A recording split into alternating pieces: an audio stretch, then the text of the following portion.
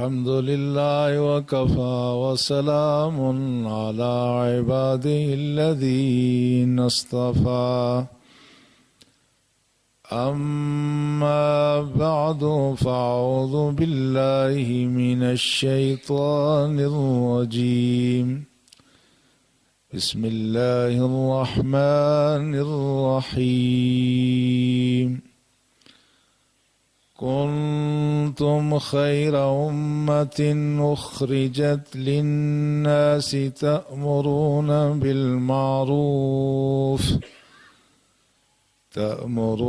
بالمعروف وتنهون عن المنكر آمنت بالله صدق الله مولانا العظيم قال الله تبارك وتعالى في شأن حبيبه الكريم إن الله وملائكته يصلون على النبي يا أيها الذين آمنوا صلوا عليه وسلموا تسليما اللهم صل على سيدنا ومولانا محمد وعلى آله وأصحابه أجمعين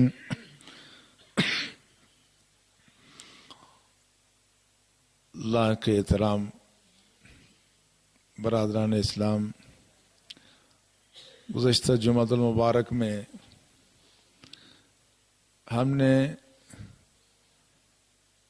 تمام نسل انسانی اور بالخصوص ملت اسلامیہ میں رونما ہونے والی روز افزوں اخلاقی کمزوریوں کا ذکر کیا تھا،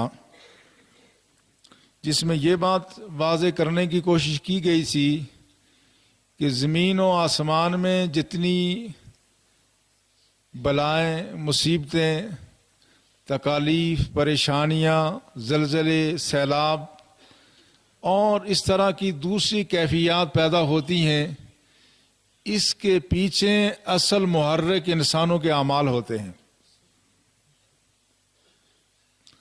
اور اس تناظر میں اگر دیکھا جائے تو جس طرح سابقہ اقوام مختلف برائیوں، کفر و شرک، کم تولنے، کم ناپنے، فحاشی عریانی کا ارتکاب کرنے، ظلم و ستم ڈھانے، ناجائز ذرائع سے دولت جمع کرنے کے جرائم میں تباہ و برباد ہوئی ہیں۔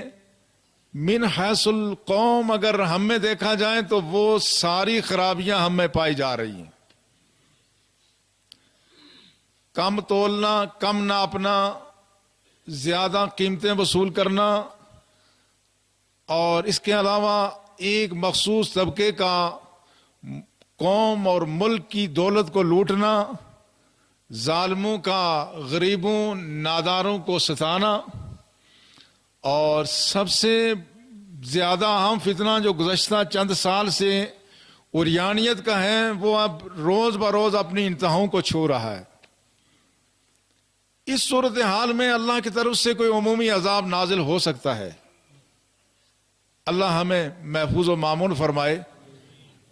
مگر سوال یہ ہے کہ اگر یہ سارا کچھ ایک نظام کے تحت چل رہا ہے، یا اللہ نے لوگوں کو چھوٹ دی ہوئی ہے، چل رہا ہے، تو کیا ہم اس میں خاموشی سے بیٹھے رہیں، اللہ کے عذاب کا انتظار کریں؟ کیا وہ وقت آ گیا ہے کہ اب لوگوں کی اصلاح ممکن نہیں ہے؟ کیا ملت کی غالب اکثریت اب برائی کا شکار ہو گئی ہے؟ کیا عالم اسلام کے کثیر باشندے وہ ظلم پر، جبر پر، بربریت پر، بے حیائی پر آمادہ ہو گئے ہیں؟ اگر ہو گئے ہیں تو کیا کرنا چاہیے؟ نہیں ہوئے تو کیا کرنا چاہیے؟ یہ وہ بنیادی سوال ہے جس کا آج ہم جائزہ لینے کی کوشش کریں گے۔ جہاں تک اس بات کا تعلق ہے کہ ملت اپنے اجتماعی گناہوں میں اس مقام تک پہنچ گئی ہو کہ جہاں اسلام ممکن نہیں ہے، یہ مرحلہ اللہ کے فضل سے ابھی نہیں آیا، یہ مرحلہ ابھی کافی دور ہے۔ رسول اللہ صلی اللہ علیہ وسلم سے حضرت ابوبکر صدیق نے روایت کیا، آپ نے فرمایا تم جو یہ آیت پڑھتے ہو، یا ایھا الذین آمنوا علیکم انفسکم لا تضرکم من ضل اذا اہتدیتم، اے لوگو تمہیں اپنی فکر کرنی چاہیے، اگر کوئی گمراہ ہو گیا تم ہدایت پر ہو تو پھر تمہیں کوئی اس سے نقصان نہیں ہوگا، تم سے باس پرس نہیں ہوگی۔ حضرت ابوبکر صدیق نے فرمایا لوگوں یاد رکھو، رسول اللہ صلی اللہ علیہ وسلم سے میں نے سنا کہ اس آیت کا مفہوم یہ ہے کہ جب لوگ امر بالمعروف، اس کا خلاصہ میں عرض کر رہا ہوں، امر بالمعروف اور نہی عن المنکر چھوڑ دیں تو اس وقت یہ عمومی عذاب آئے گا اور اس وقت یہ کیفیت پیدا ہوگی، ورنہ اس آیت کا مدعا یہ نہیں ہے کہ اب حالات ایسے پیدا ہو گئے جس طرح آج سے 1400 سال پہلے حالات ایسے نہیں تھی۔ آج بھی الحمدللہ حالات ایسے نہیں ہیں کہ سارے لوگ گمراہ ہو گئے ہوں، سارے لوگ گناہ کا شکار ہو گئے ہوں، اور اس کا ہمارے پاس کیا پیمانہ کیا ہے ناپنے کا، یہ تو میں انشاءاللہ آئندہ کسی جمعے عرض کروں گا۔ آج میں دوسری طرف توجہ مبذول کرانا چاہتا ہوں، ہماری ذمہ داری یہ ہے کہ ہم برائی کو روکیں اور نیکی کی اشاعت کریں۔ رسول اللہ صلی اللہ علیہ وسلم نے اسی بات کا حکم دیا۔ قرآن یہ کہتا ہے کنتم خیر امتین، تم بہت اچھی امت ہو، بہترین امت ہو، ملت اسلامیہ کو۔ ہم جتنی کمزوریوں کا شکار ہوں، ہم جتنی اخلاقی عیوب کا شکار ہوں، مگر آج بھی قرآن ہمیں خیر امت ہی کہتا ہے۔ کنتم خیر امتین، تم بہترین امت، اخرجت للناس، تمہیں تو انسانیت کے اصلاح کے لیے نکالا گیا ہے، اس انسانیت کی اصلاح کے لیے پیدا کیا گیا۔ تأمرون بالمعروف وتنہون عن المنکر، تمہاری ذمہ داری یہ ہے کہ معروف کا حکم دو اور منکر سے لوگوں کو دور کرو، منکر سے منع کرو۔ اب ہماری بنیادی ذمہ داری یہی ہے کہ ہم خود بھی برائی سے بچیں، دوسرے کو برائی سے بچیں، اور یہ کہا یہ اپنوں میں نہیں، تمہاری ذمہ داری یہ ہے کہ عالم کفر کو بھی برائی سے بچاؤ، چاہے جائے کہ عالم اسلام کی بیماریوں پر، خرابیوں پر تم خاموش رہو۔ تو بنیادی فریضہ اس ملت کا یہ بتایا گیا، وَلْتَكُمْ مِنْكُمْ أُمَّةٌ، تم میں سے ایک گروہ ایسا ہونا چاہیے، وہ کیا کرے؟ جو نیکی کا حکم دے اور برائی سے منع کرے۔ اس لیے رسول اللہ صلی اللہ علیہ وسلم نے فرمایا، مشہور حدیث جو آپ سنتے ہیں، امام مسلم نے اس کو روایت کیا، فرمایا من رأى منکم منکرا فلیغیرہ بیدیہ، تم میں سے کوئی شخص، ہم میں سے ہر شخص اس بات کا پابند ہے، یہ حکم کسی ایک فرد کے لیے نہیں، عالم کے لیے نہیں ہے، اساتذہ کے لیے نہیں ہے، یہ قائدین کے لیے نہیں ہے، ہر شخص ہم میں سے ملت کا ایک ایک فرد، اس کے لیے رسول اللہ فرمایا من، عمومی جو شخص بھی تم میں سے ہو، رأى منکم منکرا، اس کو پتہ چلے یا دیکھ لے، صرف دیکھنا ہی ضروری نہیں ہے، پتہ چل جائے منکرا، برائی کا، فلیغیرہ بیدیہ، تو اپنے ہاتھ سے اس کو روکے۔ اب ہاتھ سے مراد طاقت کا استعمال ہے، طاقت کا استعمال ہے۔ اب یہ بات، طاقت جتنی کسی کی طاقت ہوگی اتنا ہی طاقت کا استعمال کرے گا۔ ہماری طاقت یہ ہوگی کہ ہم کسی کو زبانی طور پہ تنبیہ کریں، کسی کو روکیں، مگر یہ حکمرانوں کے لیے یہ بات نہیں ہے، ہماری ایجنسیوں کے لیے حکم یہ نہیں ہے، ہماری فورسز کے لیے حکم یہ نہیں ہے، پولیس کے لیے حکم یہ نہیں ہے کہ تم زبان سے منع کرو، نہیں، ان کے جو طاقت ان کو دی گئی ہے اس نظام میں، من رأى منکم منکرا فلیغیرہ بیدیہ، ید سے مراد یہاں طاقت ہے، جو طاقت جس کو حاصل ہے اس کا فرض ہے کہ برائی کو روکے۔ عوام کا اپنا فرض ہے، علماء کا اپنا فرض ہے، سیاستدانوں کا اپنا فرض ہے، حکومتوں کا اپنا فرض ہے، اور ہمارے انتظامی اداروں کا اپنا فرض ہے، ہر شخص برائی کو روکے، فلیغیرہ بیدیہ، ہاتھ سے روکے، فإن لم یستطع، اگر نہیں روک سکتا فبلسانہ، تو کم از کم زبان سے تو روکے، فإن لم یستطع فبقلبہ، اگر زبان کھولنے کی بھی ہمت نہیں ہے، جرأت نہیں ہے، کم از کم دل سے آدمی اس کو برا سمجھتا رہے۔ لیکن فرمایا وذالک اضعف الایمان، برائی دیکھنا اور طاقت اگر نہ بھی ہو اور اس کے ہاتھ سے نہ روکے آدمی، زبان سے نہ روکے، صرف دل سے کہے کہ برائی، فرمایا یہ ایمان کا سب سے کمزور درجہ ہے، یہ سب سے کمزور درجہ ہے. گویا اس سے نیچے ایمان کا کوئی درجہ ہی نہیں ہے کہ آدمی برائی دیکھے بھی اور اس پر خاموش رہے, آدمی برائی دیکھے اور اس پر مطمئن رہے, آدمی برائی دیکھے اور اس پر راضی رہے. یہ گویا اب یہ ایمان کی اس میں کوئی گنجائش باقی نہیں ہے. اس لیے رسول اللہ صلی اللہ علیہ وسلم نے فرمایا, اے لوگوں تم برائی کو روکو, نیکی کا حکم دو اس وقت سے پہلے کہ جب برائی عام ہو جائے, اور اس وقت تم پر خدا سے دعائیں کرو مگر تمہاری دعائیں خدا قبول نہ کرے. جب ملت میں یہ صورتحال پیدا ہو جائے کہ لوگ برائی کو روکنا چھوڑ دیں, نیکی کی تعلیم دینا چھوڑ دیں, تو فرمایا کہ ایسا مرحلہ آتا ہے لوگ دعائیں کریں گے, خدا ان کی دعائیں منظور و مقبول نہیں فرمائے گا. اس لیے اس ملت کا یہ فرض ہے, ہم میں سے جو شخص جہاں ہے جتنا جو دیکھتا ہے برائی کو اپنے وسائل سے روکے. جہاں جو رسول اللہ نے معیار بیان فرمایا, ہاتھ سے روکیں, زبان سے روکیں, نہیں تو دل سے اس سے نفرت کریں. اور اگر کوئی آدمی دل سے بھی نفرت نہیں کرتا تو گویا اس برائی میں وہ شریک ہو گیا.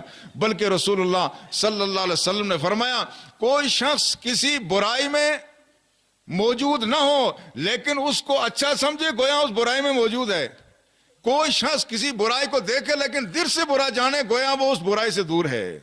اس لیے برائی کو ہر حال میں روکنا اور نیکی کی اشاعت کرنا یہ اس ملت کا فرض ہے. اور اگر یہ فرض ادا کیا جاتا رہے, اس کے نتیجے میں برائیاں آہستہ آہستہ کم ہوتی جاتی ہیں, نیکیاں پھیلتی جاتی ہیں. اس ملت کا کام یہ نہیں ہے کہ محض آدمی اپنی اصلاح کرے, اپنی فکر کرے. خود آدمی نمازی ہو تو اتنا کافی ہے, خود آدمی رشوت نہیں کھاتا, اس کے دفتر میں سارے رشوت خور ہیں, آفیسر رشوت خور نہیں ہے, ماتحت کھا رہے ہیں, وہ خاموشی سے بیٹھا ہو, یہ بھی جرم ہے. حکمران خود ظالم نہیں ہے مگر ان کے کارندے اہلکار ظالم ہیں, وہ اس پر خاموش ہیں, اس پر بھی باز پرس ہے. حکمران با حیا ہیں, ان کے کارندے بے حیا ہو جائیں, اس پر وہ اگر خاموش ہو گئے, اس پر بھی ان کے ہاں باز پرس ہے.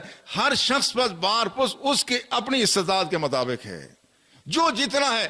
اور اس میں اگر کوئی شخص میں اپنی اصلاح پر ہی توجہ مرکوز رکھے اور صرف خود اللہ اللہ کرتا رہے, کوئی پابندی سے نمازیں پڑھے, تلاوت کرے, روزے رکھے, زکوٰۃ دے, حج کرے, صدقات و خیرات دے, لیکن دوسرے کی فکر نہ کرے, دوسرے کی اصلاح نہ کرے, خدا کو ایسی نمازوں کی ضرورت نہیں ہے. حدیث میں آتا ہے رسول اللہ صلی اللہ علیہ وسلم نے فرمایا, اللہ جل شانہ نے جبریل کو حکم دیا کہ فلاں بستی کو ان کے رہنے والوں کے سمیت الٹ دو. تو جبریل آمین نے کہا ان فیہ عبدک, یا اللہ اس میں تیرا ایک بندہ بھی ہے, وہ تیری عبادت سے پوری زندگی آنکھ جھپکنے کے مانند بھی غافل نہیں رہا.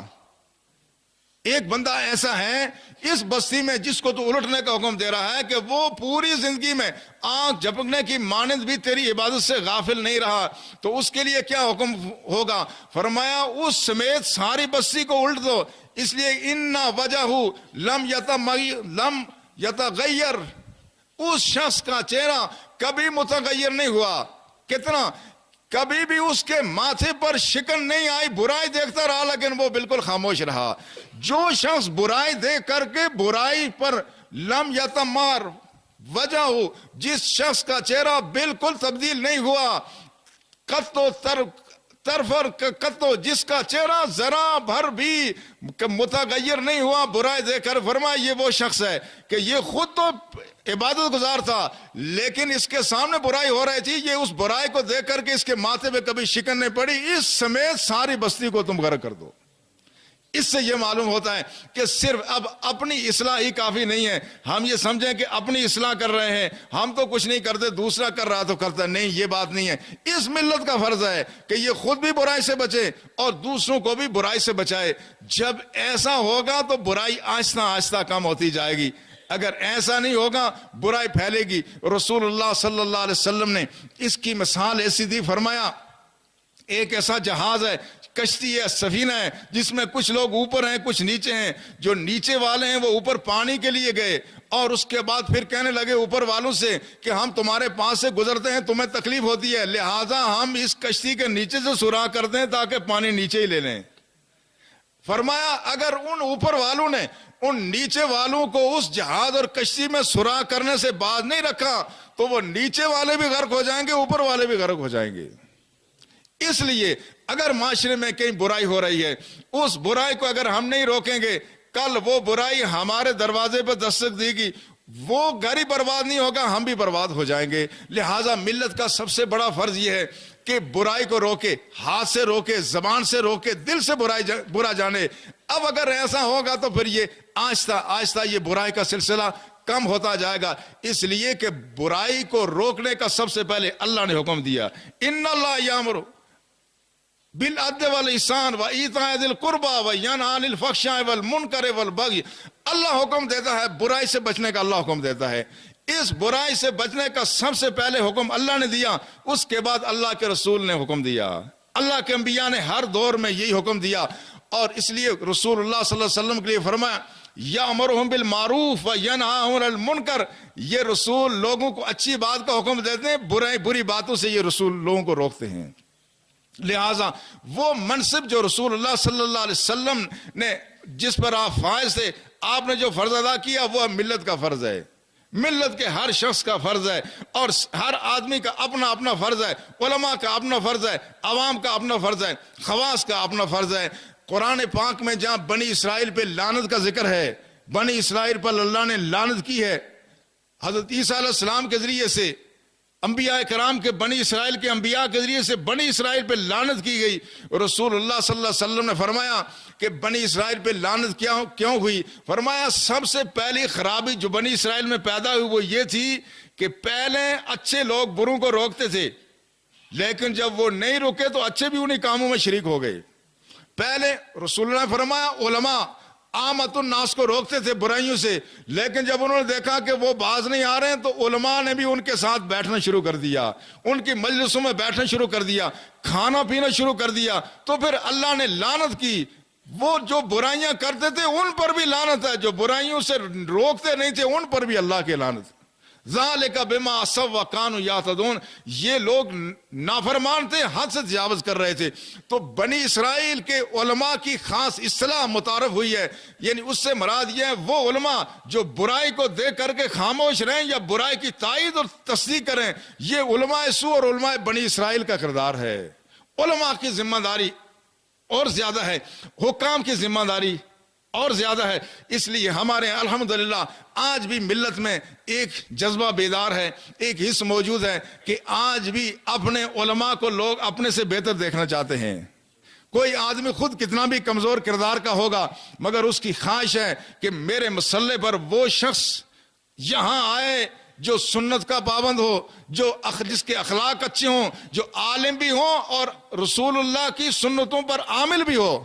ہر شخص یہی چاہتا ہے، اور اسی وجہ سے آج آپ دیکھ رہے ہیں پھر بھی جو کچھ بھی کمزوریاں جتنی آئی ہیں، ہمارے مذہبی طبقے میں بھی کمزوریاں آئی ہیں، مگر وہ تناسب وہ نہیں ہے جو ہمارے سیاستدانوں میں آئی ہے، جو ہمارے حکام میں آ گئی ہے۔ اس تیزی سے زوال جس طرح سیاستدانوں اور حکام میں آیا، علماء کی اس کی وجہ کیا ہے؟ علماء کی وجہ یہ ہے کہ علماء آج اگر کوئی دیندار آدمی کوئی ایسی شرمناک حرکت کرے گا تو چھپ کے کرتا ہے، پتہ چلتا ہے، اگر عوام کو پتہ چل گیا تو کیا ہوگا؟ آج اگر آپ کو پتہ چل جائے ہمارے امام نے، ہمارے خطیب نے، ہمارے عالم نے کوئی بات نازیبہ کی ہے، کیا آپ اس کے پیچھے نماز پڑھنے کے لیے تیار ہوں گے؟ ہرگز تیار نہیں ہوتے۔ لیکن یہی اگر کسی سیاستدان کے لیے پتہ چلے تو کیا ہوگا؟ کہتے ہیں جی وہ تو سیاستدان ہیں۔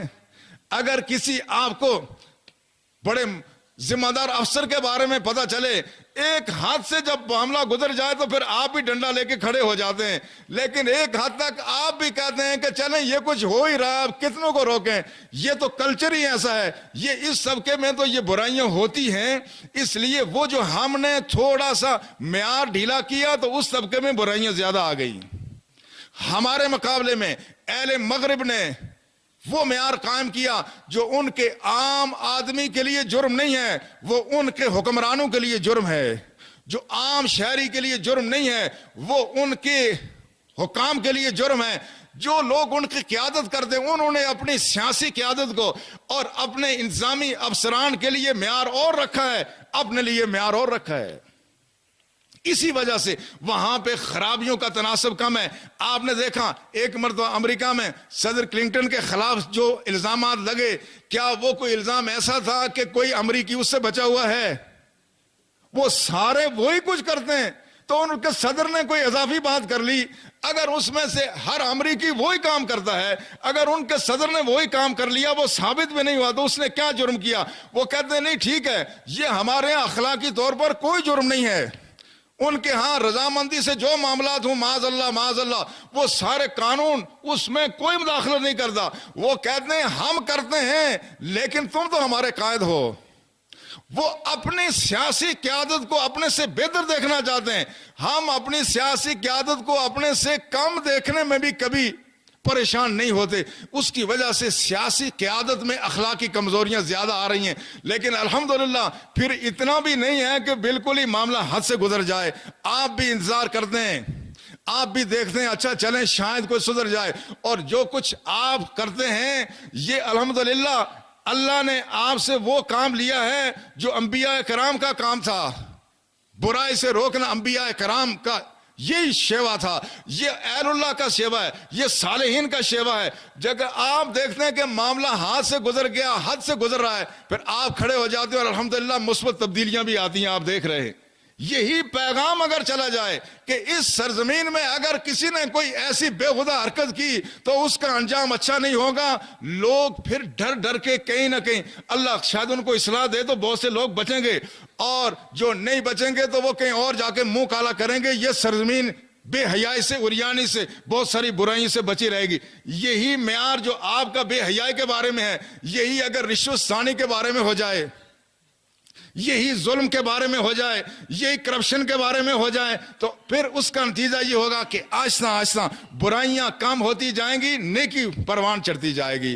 اس لیے اس بات کا خاص خیال رکھنے کی ضرورت ہے۔ میں آگے بڑھنے سے پہلے ایک اعلان، یہ چونکہ اس مہینے کا دوسرا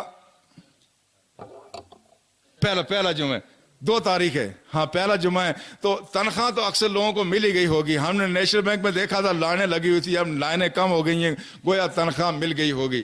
لہٰذا اب مسجد کی تعمیر کے سلسلے میں آپ کے پاس سے ہمارے لوگ آ رہے ہیں۔ اندر ہار میں لیاقت خان صاحب ہیں، برآمدے سین میں حافظ رومان ہیں، اوپر ہال میں پٹھان سلطان خان صاحب، آخری چھت میں محمد نصیر خان صاحب ہیں۔ یہ آپ کے پاس تشریف لا رہے ہیں۔ ہمارے چاروں طرف بلڈنگیں بڑی خوبصورت بن رہی ہیں الحمدللہ، اس پر بھی ہمیں خوشی ہے۔ اللہ کرے یہ سلسلہ جلد مکمل ہو، لیکن ہم سے زیادہ یہ فکر ہماری انتظامیہ کو ہونی چاہیے تھی، یہ فکر ہمارے حکمرانوں کو ہونی چاہیے کہ ہمارے بیٹھنے کے دفتر تو بن رہے ہیں مگر اللہ کے گھر کی طرف کسی کی توجہ نہیں ہے۔ یہ سب کو دعوت فکر ہے، یہ سب کو توجہ ہونی چاہیے کہ اس گھر کی کشادگی بھی کریں۔ ہمارے پاس الحمدللہ جگہ کی کمی نہیں، یہ پیچھے بھی جگہ ہمارے پاس خالی ہے، اور ہمارے مشرق کی سمت میں یہ جگہ بھی خالی ہے۔ ہم جگہ بھی پیش کر چکے ہیں، کئی دفعہ بتا چکے ہیں، لیکن شاید ابھی انتظامیہ کی اس طرف توجہ نہیں ہے۔ یہ اس وقت کا انتظار کر رہے ہیں کہ جب یہ سارے دفاتر بن جائیں گے، اور جب سارے دفاتر یہاں منتقل ہو جائیں گے تو شاید زور کی نماز میں بھی ہمیں یہ مسجد ناکافی ہو۔ اس وقت ان کو ہوش آئے گا۔ ہمارے ہاں رویہ یہی ہے، جب پانی سر کے اوپر سے گزرتا ہے، مصیبت آتی ہے، تکلیف آتی ہے، اس وقت خیال آتا ہے۔ ہم پہلے ہی ان کو بتا رہے ہیں کہ اس کی فکر کرو۔ ہم نے یہ سنا کہ کچھ پیسے ہیں بھی مسجد کے مد میں، نہ جانے یہ بات کہاں تک درست ہے، وہ کسی اور جگہ مسجد بنائی جا رہی ہے۔ مسجد بننی چاہیے وہاں جہاں مسجد کی ضرورت ہو، لہٰذا ہم دوبارہ انتظامیہ کو اس بارے میں ان کی توجہ مبذول کرتے ہیں کہ اس مسجد کی تعمیر کے لیے وہ اس کو ترجیحات میں شامل رکھیں اور اس کے لیے کوئی انتظام کریں۔ ہم اپنے دور پہ کر رہے ہیں، ہم الحمدللہ اس کا نقشہ بھی تیار کرا رہے ہیں، وہ جلد وہ چیزیں ساری آپ کے سامنے آ جائیں گی۔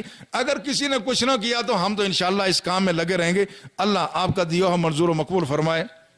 میں عرض یہ کر رہا تھا کہ یہ امر بالمعروف اور نہی عن المنکر، یہی تو وہ فریضہ ہے جس کو ادا کرتے ہوئے امام حسین نے کربلا میں جان دی۔ وہ کیا بات تھی؟ امام حسین کی عظیم قربانی، جس کے نتیجے میں آج اسلام زندہ ہے، وہ قربانی کس بات کی تھی؟ وہ اسی بات کی تھی کہ یزید ان سے بیعت لے کے برائی پر مہر تصدیق خاندان نبوت سے ثبت کرانا چاہتا تھا، اور امام حسین اس کے لیے تیار نہیں تھے۔ اس کے علاوہ کوئی بات نہیں تھی، یہ امر بالمعروف اور نہی عن المنکر ہی تھا۔ یزید میں وہ ساری اخلاقی قوات تھی جو قواتیں اگر کسی حکمران میں ہوں تو وہ کسی مسلمان ریاست کا حکمران نہیں ہو سکتا۔ وہ زانی بھی تھا، بدکار بھی تھا، شراب خور بھی تھا، اور اس کے علاوہ باقی جو مال غنیمت اور مال فے پر قبضہ بھی کرتا تھا. اس لیے امام حسین رضی اللہ تعالی عنہ نے جو آخری خطبہ دیا جب ان کے بھانجے شہید ہو گئے, بتیجے شہید ہو گئے, جب مسورات کے سروں سے لوگوں نے دوپٹے چھین لیے, اس وقت جب امام حسین کربلا میں تنا لاشوں کے درمیان کھڑے ہوئے تو کھڑے ہو کے انہوں نے یہی بات کی تھی. انہوں نے کہا یا ایھا الناس انی سمعت رسول اللہ صلی اللہ علیہ وسلم, لوگوں سنو یہ کس بات کی جنگ ہے, یہ کیوں میرے سارے پیاروں کا یہاں خون بہایا گیا ہے, یہ میرے بانجوں بھتیجوں کی, میرے بچوں اور بچیوں کی لاشیں یہ تڑپتی تمہیں کیوں نظر آ رہی ہیں, یہ کیوں ہے؟ میں نے رسول اللہ صلی اللہ علیہ وسلم سے سنا من رعا سلطانا جائرا, کہ جو شخص کسی ظالم حکمران کو دیکھے, ظالم حاکم کو دیکھے, مستحلن لحرم اللہ, جو اللہ کی حرام کردہ چیزوں کو حلال قرار دے, اللہ کی حرام کردہ چیزوں کو اپنے لیے حلال سمجھے, اور ناقصاً لحدود اللہ, اللہ کی حدوں کو رونتا پھرے, اللہ نے جن چیزوں سے منع کیا سر عام ان کا ارتکاب کرے, اور اس کے بعد یعمل فی عباد اللہ بالاثم والعدوان, وہ اللہ کے بندوں پر ظلم ڈھانا شروع کر دے. جب کوئی شخص ایسا کرے گا تو میں نے سنا رسول اللہ فرما رہے تھے کہ جس شخص نے اس کو روکا نہیں, جس نے اس شخص کی راہ میں رکاوٹ نہیں کھڑی کی, ان علی اللہ حقا ان یدخل مدخلہ, تو اللہ کو اس بات کا اختیار حاصل ہے کہ اس شخص کو بھی وہیں داخل کرے جہنم میں جہاں وہ ظالم شخص جائے گا. فرمایا میں نے اپنے نانا سے یہ بات سنی ہے, وَإِنَّ هَؤُلَاءِ النَّاسِ, لوگوں دیکھو یہ جن لوگوں کو بچانا کے لیے تم سامنے آئے ہو ان کی کیفیت کیا ہے, یہ اللہ کی حرام کردہ چیزوں کو انہوں نے اپنے لیے حلال قرار دیا ہے, حلال کردہ چیزوں کو حرام قرار دیا ہے. وَاسْتَأْثَرُوا فِي الْفَيْءِ, یہ سارا مال انہوں نے لوٹ دیا ہے, یہ بیت المال کا سارا خزانہ انہوں نے لوٹ لیا ہے. اور فرمایا اب اس صورتحال میں اگر میں امر بالمعروف نہیں کروں گا تو کون امر بالمعروف کرے گا, اگر میں یہاں نہی عن المنکر نہیں کروں گا تو کون نہی عن المنکر کرے گا. یہ عظیم قربانی امام حسین رضی اللہ تعالی عنہ کی یہ بتاتی ہے کہ راہ خدا میں جب کوئی صورتحال ایسی پیدا ہو جائے جہاں ظلم عام ہو جائے, عیاشی عام ہو جائے, بدماشی ہو جائے, تو پھر ہر شخص کا فرض ہے کہ اس کے لیے قربانی دے, ہر شخص کا فرض ہے اس کے لیے وہ اپنے آپ کو پیش کرے. لہذا اب یزیدیت کسی ایک خاص فرد کا نام نہیں ہے, یزیدیت نام ہے اقتدار کے نشے میں مست ہو کر کے لوگوں کے مال ہڑپ کرنے کا, یزیدیت نام ہے اقتدار کے نشے میں مست ہو کر کے مظلوموں کو کچلنے کا, یزیدیت نام ہے غریبوں اور مظلوموں پہ ستم ڈھانے کا, یزیدیت نام ہے ملک میں بدامنی کا, اور یزیدیت نام ہے ملک کا سرمایہ لوٹنے کا, اور حسینیت نام ہے اس کا دفاع کرنے کا. جو شخص دفاع کرتا ہے, آج جو فاشی اریانی کے خلاف کھڑا ہو جائے وہ حسین کے اسوے پر قائم ہے, جو ملک میں لوٹیروں ڈاکوں کے خلاف آواز بلند کرے وہ حسین کا ساتھی ہے, وہ قافلہ حسین میں شمار ہے, جو شخص شرم و حیا کی بات کرے وہ شخص قافلہ حسین میں شامل ہے, جو شخص دیانت امانت ہر شرم و حیا کی بات کرے وہ قافلہ حسین میں شامل ہے, جو اس کے برعکس جائے وہ قافلہ یزید میں شامل ہے. آج جب ہم امام حسین کا دن مناتے ہیں, آج ہمیں یہ بات پیش نظر رکھنی چاہیے کہ ہمارا وزن یزیدیت کی پلڑے میں نہیں جانا چاہیے, حسینیت کے پلڑے میں جانا چاہیے. آج ہمارا فرض یہ ہے کہ ہم اپنا جتنا وزن جو توانائی ہے وہ خیر کے پلڑے میں ڈالیں, ہم خیر کے پلڑے میں ڈالیں گے. اگر اصلاح نہ بھی ہو ہم اس سے بری ذمہ ہو جائیں گے, اور ایسی بات نہیں ہے کہ اصلاح نہیں ہو رہی ہے, اصلاح ہے, اصلاح کی بڑی گنجائش ہے. الحمدللہ ملت پاکستان میں بالخصوص یہ اتنی بڑی قوم ہے کہ اس ملت کا چہرہ داغدار ہمارے بڑوں نے کیا ہے, ورنہ ملت اسلامیہ اپنی غربت کے باوجود, اپنے معاشی مسائل کے باوجود, اپنی تعلیم کی کمی کے باوجود یہ ملت اتنی اعلیٰ ملت ہے کہ شاید روئے زمین پر کسی قوم میں وہ جذبہ پیدا نہ ہوا ہو جو ہماری ملت میں موجود ہے. اللہ کے فضل و احسان سے آج لوگ عزت سے, غیرت سے, شرم سے, حیا سے اور اس بے خدا ماحول سے بچ کر کے زندہ رہنا چاہتے ہیں, لیکن اس کے لیے کوششوں کاوشوں کی ضرورت ہے. ایک طبقہ جو اوپر وسائل پر قابض ہے, ہمارا چہرہ وہ نہیں ہے جو مخصوص لوگ دکھاتے ہیں, اس ملت کا چہرہ اور ہے. اس ملت کے 80-90% لوگ یہ حلال کھانے کی فکر ان کو ہے، وہ ملک و ملت کے لیے ایثار کرتے ہیں۔ میں نے ایک دفعہ دیکھا نواز شریف کے دور میں جب قرض مکاؤ ملک بچاؤ کی مہم تھی، میں نے کراچی سے بائی ٹرین سفر کیا پنڈی تک، تو جگہ جگہ میں نے دیکھا لوگ لائنیں لگا کر کے، غریب لوگ کپڑوں سے پتہ چل رہا تھا، برقع پوش خواتین میلے برقعے پہنے ہوئے وہ لائنیں لگا کے اس ملک کی قسمت سنوارنے کے لیے اپنا جیب اپنے پیٹ کاٹ کر کے وہ اس قومی خزانے میں پیسے جمع کراتی تھی۔